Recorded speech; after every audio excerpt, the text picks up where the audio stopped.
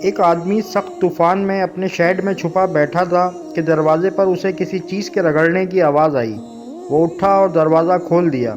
سامنے دیکھا تو ایک موٹا تازہ سانپ سردی سے آدھا جمع ہوا تھا اور بہت مشکل میں لگ رہا تھا۔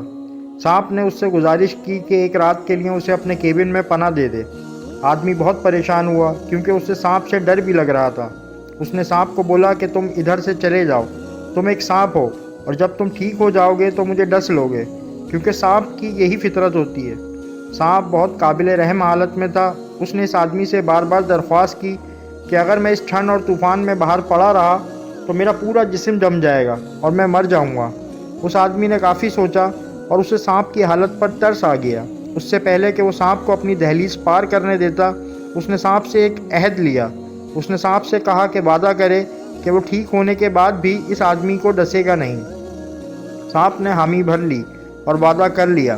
تھوڑی دیر بعد دونوں انگیٹھی کے آگے بیٹھے تھے۔ 3 گھنٹے بعد سانپ بالکل ٹھیک ہو گیا۔ اس آدمی کو سانپ پر اعتبار ہو گیا تھا۔ اس نے سانپ کو اپنے سینے پر بٹھا لیا اور دونوں انگیٹھی کے سامنے براجمان تھے۔ یکدم سانپ کو جانے کیا سوجی، اس نے اس آدمی کو اس کی گردن پر ڈس لیا۔ وہ آدمی ہکا بکا رہ گیا۔ اس کی موت بالکل یقینی تھی۔ اس نے مرتے ہوئے سانپ سے بولا کہ یہ کیا کیا تم نے؟ یہ کیسی گھٹیا حرکت تھی؟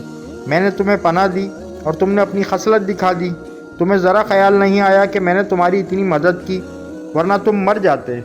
تم نے تو وعدہ کیا تھا کہ مجھے کبھی نہیں ڈسو گے، تو پھر یہ کیا کر دیا؟ سانپ مزے سے ابھی بھی اس کے سینے پر بیٹھا تھا۔ اس نے سکون سے جواب دیا کہ جب تم مجھے اندر لا رہے تھے تو تم نے بولا تھا کہ میں سانپ ہوں اور میری فطرت میں ڈسنا لکھا ہے۔ تمہیں اتنی عقل کیوں نہیں تھی کہ تم میری خصلت سے واقف ہوتے ہوئے بھی مجھے اندر لے آئے؟ اس میں میری نہیں تمہاری غلطی ہے۔ یہ ایک سادی سی کہانی لگتی ہے، لیکن اس کا حاصل سبق بہت مؤثر ہے۔ دنیا میں ہم بہت سے لوگوں سے ملتے ہیں، کچھ کو اللہ نے ہمارا رشتہ دار بنایا ہوتا ہے اور کچھ کو ہم ذہنی ہم آہنگی کی بنا پر دوست چنتے ہیں۔ ایسے میں 4 سے 5 سالوں میں ہم ان کے ساتھ وقت گزار کر ان کی فطرت سے بخوبی واقف ہو جاتے ہیں۔ ہمیں معلوم ہوتا ہے کہ کون منافق ہے، کون دوغلاپن برتتا ہے، کون لالچی ہے۔ اگر ہم ان کی فطرت کے منفی پہلو پہچاننے کے باوجود ان کو اپنی زندگی کا اہم حصہ بنا کر رکھیں تو بالکل کسی زہریلے سانپ کی طرح آپ کو اجاڑ سکتے ہیں۔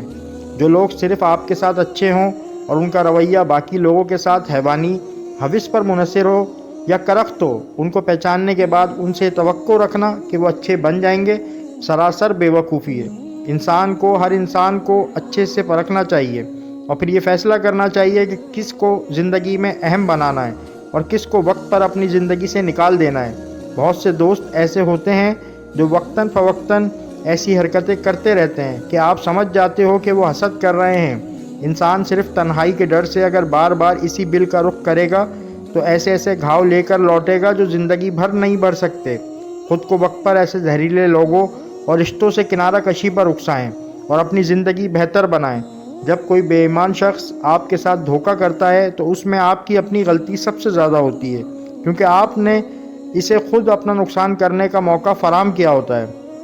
دوستی سب سے رکھو، سب سے مل کر مسکراؤ، پر یاد رکھو بھروسہ کسی پر مت کرو، اپنے آپ پر بھی نہیں۔ انسان بیجا بھروسہ کر کے دکھی ہوتا ہے۔ امید کرتے ہیں آپ کو یہ واقعہ پسند آیا ہوگا۔ ایسے مزید واقعات کو سننے کے لیے ہمارے چینل کو لائک کریں، سبسکرائب کریں اور کمنٹ کریں۔ شکریہ۔